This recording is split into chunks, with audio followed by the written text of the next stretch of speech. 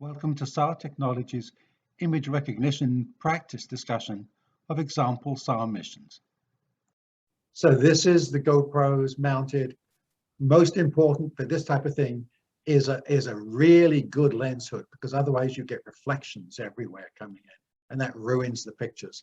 So you can use black cloth over the dash, or even better, these new rubber lens hoods that press up against the glass, and they keep all the reflection out. That is absolutely critical. It's not so bad if you're pointing the camera straight down, because you've got the sun is at the top of the aircraft. But if it's anywhere forward, the reflections are a nightmare. So you have to do a lot to make sure you've got a really clean pictures. Otherwise, you get a reflection in every image, and it can ruin stuff. So we were using external batteries all the time, because they can go for hours. A little GoPro battery only lasts for half an hour. So everyone gets plugged into one of these battery packs, and they can fly all day that way. It's much simpler. And we absolutely make sure that the GPSs on the GoPros, in this case, are turned on. Otherwise, you get a heck of a job figuring out where each picture was taken later on. Cameras are pointing left and right. The low mount reduces the glare, and the spotters are looking everywhere all the time while we're flying. So this is belt and braces, right? The spotters are doing what they normally do, and we're recording it all at the same time. So this is what the terrain looks like. We're coming in on something here that might be interesting.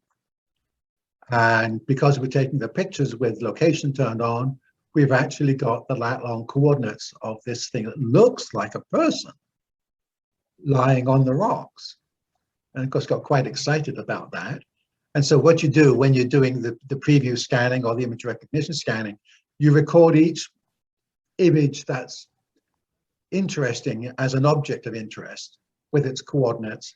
And then later on, someone has to go in and verify that physically on the ground, preferably during the search. So you might get quite a few objects of interest. They, a lot of them may turn out to be relevant, but it's like clues, you just accept that's the fact. But they do require the on-site verification. And in this case, it turns out that wasn't a person.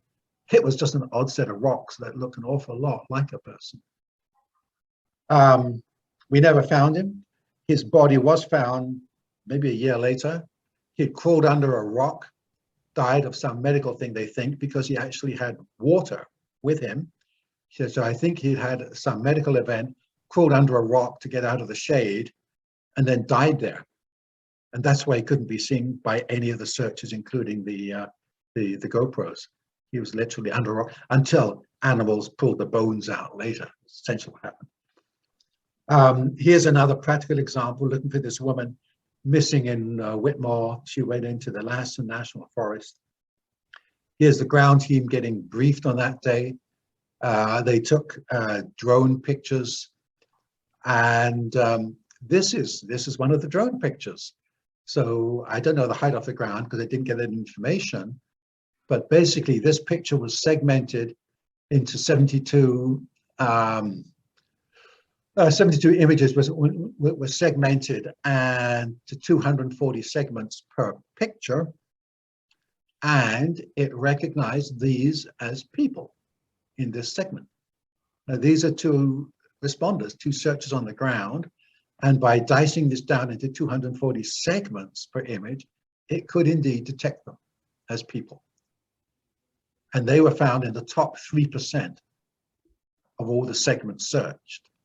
So that's the big deal with image recognition, because it scores and sorts. You don't have to look at every single segment. You just look at the top of the list, basically, the top 5 to 10%, which is a massive saving in time compared to looking at drone imagery, massive. And there it detected the searchers. Another example from the same search, there are responders there, and here they were detected here by the image recognition. This is a search in my backyard, Mount Brunswick. This is a bit of a cheat. The guy was here. We happened to take a picture with a camera, ran it through image recognition after the event, and it was given an 84% score as a person, because it says, yeah, that's a person shape. In this case, the team spotted him, so the initial responders they got the win on that one, but we could certainly have followed up later with a manual review of the imagery and then scanning of the images. There he is. This was a search on Vancouver Island where a guy went to climb Mount Albert Edward. He'd been gone for about 3 days, and I set up a search plan basically along the mountain ridgeline all the way to the summit because he hadn't returned. So they're flying in, but before they fly in to do this track spacing of 176 meters, they're checking down here at a lake because there's some cabins down at the lake in here. And I happened to be on that flight with the cameras on. So he'd gone up here and then he'd come off the ledge. He got trapped on a cliff for 32 hours, stuck on the cliff. It's why he couldn't be found. And it was foul weather like this. And he eventually, can't believe this, he eventually got down to the tree line and then swam across this lake to this cabin he could see on an island.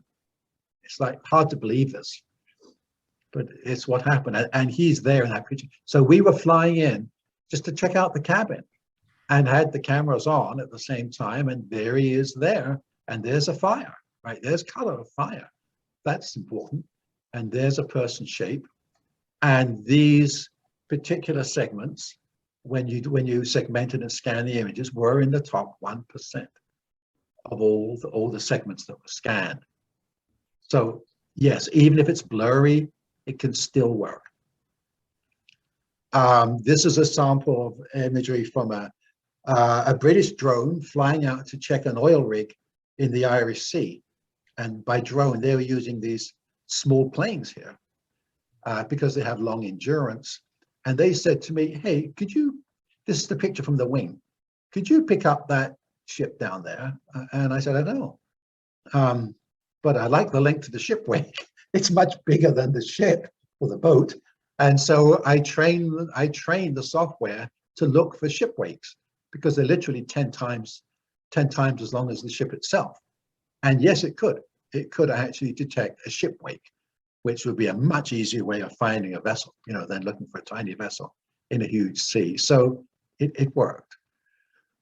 It was then trained on vehicles, and here's a sample image that I segmented this image, and it pulled up all of these segments that contained vehicles, and here they are on the real image. So, a vehicle is 2.5 to 3 times the length of a person, which is massive. It means you need far fewer segments. You can cover a much bigger area, as we now know. So if you have the chance, always look for the biggest object first. And as you can see, it can detect vehicles.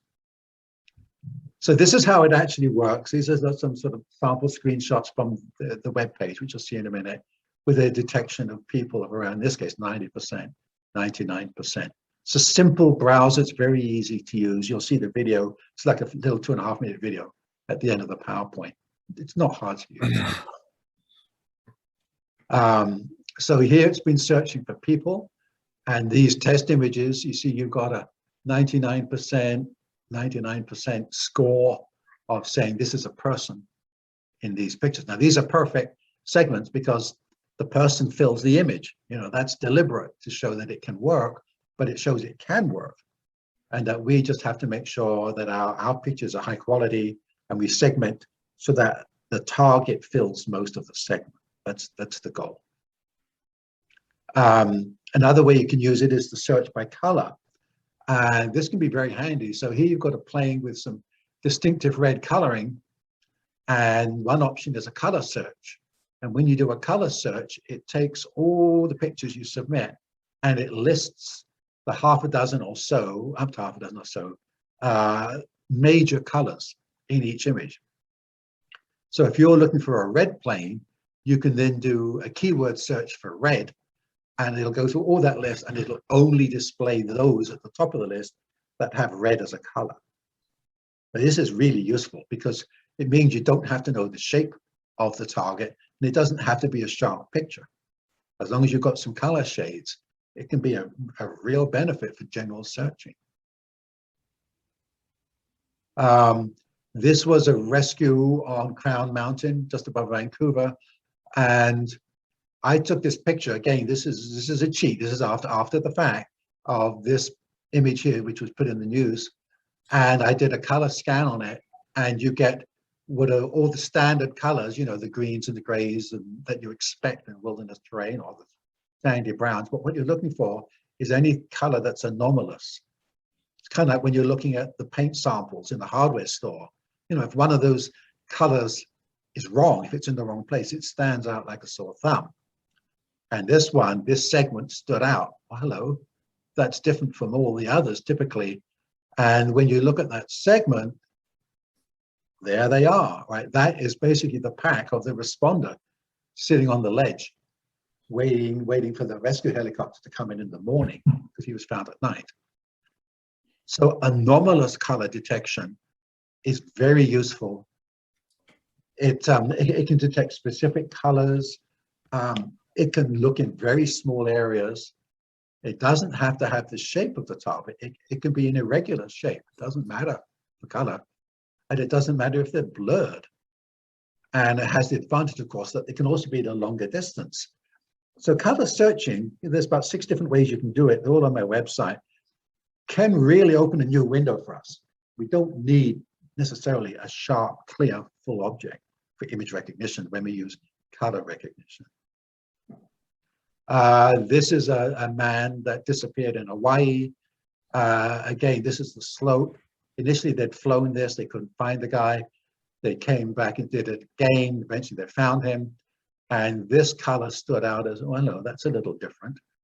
And when you look at that on the picture, it's this thing up here, and that is the man's body. That's basically the clothing came off. Some of the clothes must have come off his body, and his skin was visible. And that's how they found this guy. So again, it wasn't doing it this way, but it shows that we can use that as a color search tool. Now, this is very important. This is really one of the main go-to reasons for doing this, essentially. This was a search on Vancouver Island. This despondent man, Michael Gazettis, he was a film location advisor, and he lived down here in Courtenay in central Vancouver Island. He was basically depressed. It had suicidal tendencies for some time. And one day he took off in his red truck and just disappeared. And my team leader on my own team is a sound man on film crew.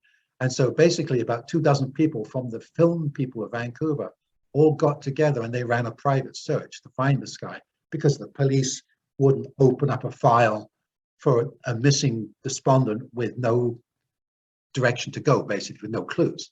So they just decided, you know, they raised the money to pay for a lot of helicopter flights. So basically, I mean, that's 30 kilometers. They flew from the east to the west coast of Vancouver Island, up all these logging roads. This is a huge amount of flying. This was done over about 4 days, one flight each day, both directions, fully loaded, 5 people on board, pilot, someone else up front, 3 people in the back, and 2 GoPros mounted underneath. And every day they came back, nope, haven't found him, nope, haven't found his truck, nope, haven't. And this one, day after day. And we were pulling these images off, and all the volunteer crew members were going through these images in preview mode, as in the Searchlight trip viewer, trying to see if they could spot either Michael himself or particularly his red truck. And the snow is descending. This is the beginning of winter. So this was an awful lot of flying with 45,000 images, of which we actually reviewed about 30,000. So very close to what you might do in, say, field country. So this is what was found. The teams in the air, you know, and Brent, my own team leader, said, I could have sworn we saw everything that was out there. You know, they've done this for years, he says. I could have sworn we did. We're going low and slow everywhere. We're speeding up where we can speed up and slow down. They found one red item, which is this object in the tree there, while they were flying. Through all that flying, they only found one vehicle red item, or snow-covered vehicle, this one here. When we went through these 30,000 images in preview mode, not even image recognition, just preview, because I didn't have everything set up, automated at this point, it was still in development. There were, in fact, this picture that has 2 red vehicles by this village, by this inlet. There's a snow-covered vehicle here by this access logging road. There's a red vehicle on the edge of this picture, which turned out to be a garbage truck. There's a red highway sign down here. And there's a snow-covered vehicle here, which turned out to be a snow-covered vehicle at the ski resort. So what this tells me, better than anything else, this was like kind of the world's best practical real-world comparison between what spotters can do themselves and what spotters can do while having cameras on board. We can basically go from 1 detection to 6 detection. So 15% to this would be 100%, assuming there were 6. But it definitely shows that we can do much better, up to 6 times better, by taking the images and reviewing them afterwards, whether it's a visual review or image recognition. We can get much better detection. And this jives completely with people saying, yeah, we saw the helicopter fly overhead, but they never saw us. You know, to me, there's no doubt this was so many flights, so many pictures, all these different flights. We've got 4 long flights, 2 directions, there and back. And even with all that flying, they only spotted 1, when really there were at least 6, maybe more than that, for all we know. So this is another big drive, saying, yeah, okay, we've done the flying, whether it's drone or helicopter, you know, we need to extract this information from the pictures. We have to take the pictures from this point on so we can find the targets. They were probably there all along, a lot of the time. So my feeling is that most of the time, they are in the areas that we search, but we just haven't detected them. I think we're generally in the right areas, we just don't get detection. And this allows us to improve that detection.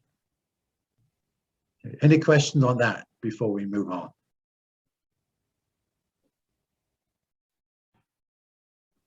No? Okay. So basically, these are all the people that I work with, getting to the end of this here, various groups. What have we got here? Department of Defense, Air Command, US Air Force, R&D Laboratory, National Park Service. You guys are in there, Joshua Tree, etc. Just various groups and UAV outfits as well. Okay, so basically we're near the end of this, and we can look at the videos, which are short and relatively easy to follow. So we can do better, we can be faster, we can be safer, and we can be smarter by just doing what we do now, but just adapting the way we do it, and then adding these new tools at the end, basically.